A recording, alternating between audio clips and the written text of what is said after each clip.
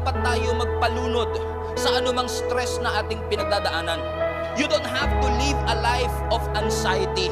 You don't have to be overwhelmed by the fear that you are facing and the fear that you are feeling right now. Anumang boses ang naririnig mo sa iyong kaisipan that is not aligned with the Word of God, meron kang authority para palayasin ang lahat ng ito kasi ang isip na yan ay regalo sa iyo ng ating Panginoon.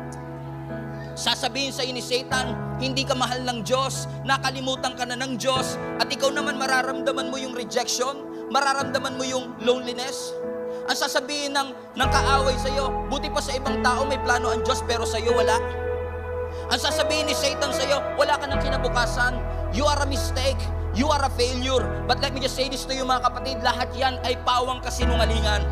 Sapagkat mahal tayo ng Diyos, nagmamalasakit ang Panginoon sa atin. In fact, the presence of that voice in your head